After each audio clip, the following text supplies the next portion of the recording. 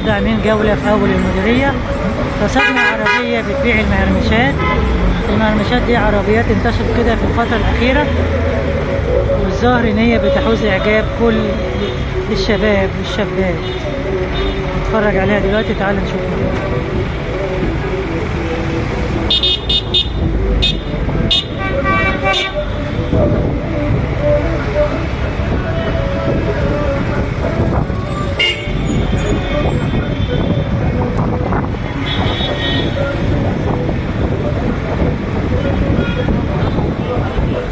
عربية العصير، تمر هندي وعرق سوس.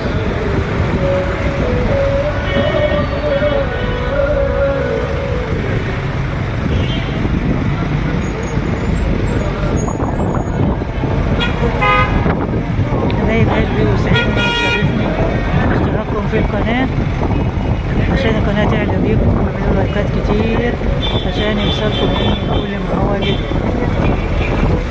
حبايب قلبي، الفيديو بتاعنا النهارده جولة سريعة في أول المديرية من ميدان المحطة.